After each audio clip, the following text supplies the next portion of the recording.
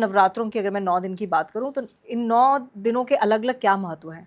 देखिए, पहली शैलपुत्री कहलावे, ठीक है? और माता पार्वती के ही ये स्वरूप है। हम जितने भी दिन पूजा करते हैं ना, हम माँ पार्वती की पूजा करते हैं, इसे बहुत अच्छे से समझ लीजिए।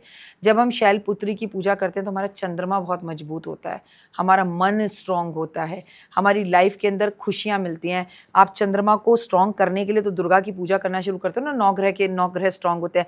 हमें लगता है कि वाह, अब 9 दिन हम अपने पे संयम रखेंगे, हम लहसुन प्याज नहीं खाएँगे, हम तामसी भोजन नहीं करेंगे, हम शारीरिक संबंध नहीं बनाएंगे, हम बाहर का खाना नहीं खाएंगे, हम काले नीले कपड़े नहीं पहनेंगे। तो दिस इज कॉल्ड संयम।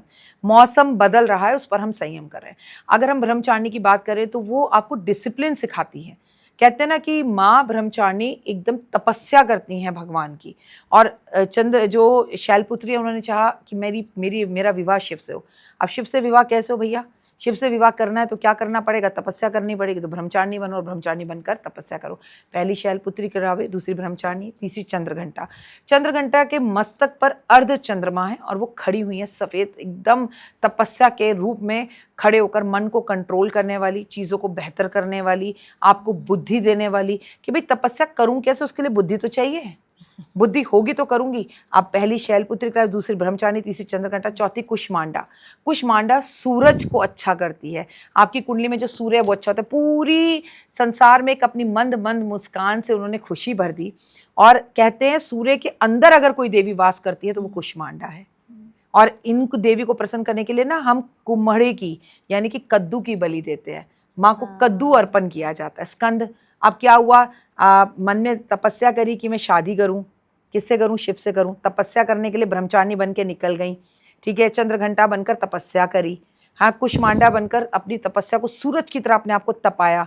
और किसको पाया? शिव को पाया। फिर क्या बनी? स्कंद की माता, यानी कि कार्तिकेय को जन्म देने वाली, कोक में बैठा हुआ स्कंद। एक माँ बन गई, एक छोटी सी बच्ची अपनी इस जर्नी को चलाते हुए, ठीक है? स्कंद माता। छठी कात्यायनी, जो अपने पति शिव के साथ बैठी हुई है।